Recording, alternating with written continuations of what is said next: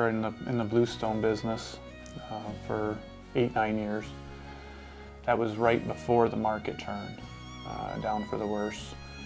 We were having a hard time making ends meet, and the gas business was into the market, and I happened to be on a drilling pad location with some Cabot officials, and I saw there was a need for a disposal business because they couldn't find anybody local. There was nobody local that had the capacity in hand to service them with as many pads and as many tank farms and areas that they had operating.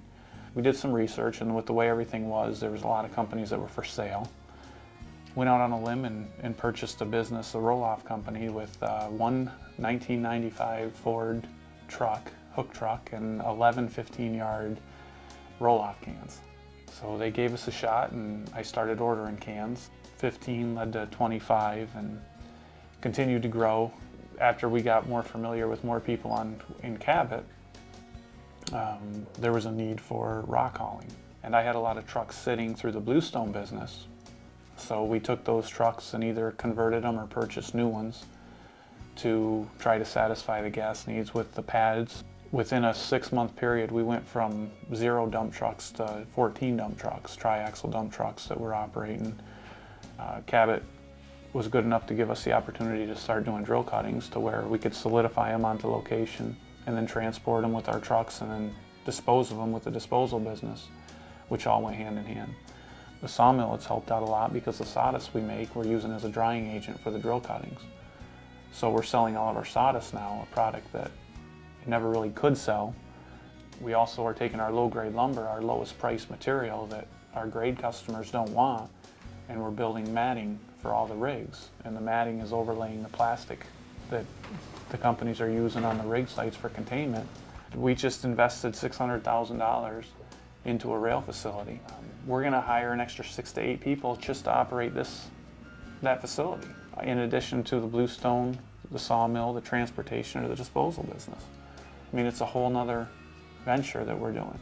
You know, we've gone from 30 employees a year and a half ago to 120 employees today. You know, we have the best opportunity I've ever had in business.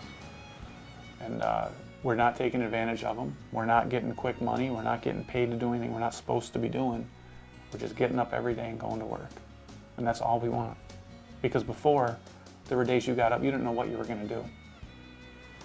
You know, what am I going to do with my 10 guys? Send them home. You know, what else am I going to do? For years, I paid out of my own pocket my employees through the winter with every dime I made in the summer. Took a big line of credit out in the winter. Paid just to run to keep them families going all winter. Because I didn't have the heart to go to anybody come Christmas time and say, you don't have a job.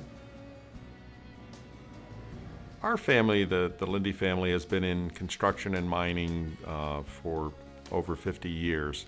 My grandfather was a miner, grew up in the town of Archibald, which is north of Scranton, and my mother came from a small town next door. And we've done water, gas, electric, underground utilities, and site work. With the economy in the downturn, and it affects everyone. It affected our business dramatically. We historically did a lot of big box work, which is big earth pads for huge buildings and warehouses and stuff, and that, for the most part, is just about dried up. With the gas coming to the area, it is certainly helped our business. Our company has been investing very heavily the last 2 years. We're building new offices, we built new shops. We have around between 200 and 250 employees, but we probably have an equal amount of that in subcontractors. If the Marcellus gas shale development hadn't come so quickly and we hadn't moved to transfer into that, we would definitely be downsized almost 50% with no expansion at this time, and we would be more in a hibernating mode than a development mode. We want to expand. The opportunity is here. We have the resources, and means we'll need more operators, we'll need more laborers, we'll need more welders, helpers, and all of those people we can bring to the table locally. We don't have to go outside to outsource that. So it will eventually grow the local economy very well. we affect a lot of people. I will drive through Montrose, this small town, see our Diaz shirts everywhere, all over. These people are buying groceries at the grocery store. They're buying gas at the gas stations. I mean, they're going to the restaurants. They're spending money here. Their kids are in school. They're going shopping for school clothes. It's nice to know. My top man on the gas side right now, a year and a half ago, came to me, lost his job as a mason because there's no contracting work. He has a family with kids, a house. He was afraid of losing his house. He was afraid of losing his truck. They didn't have anything, and that has been everybody that's been hired here, every one of them.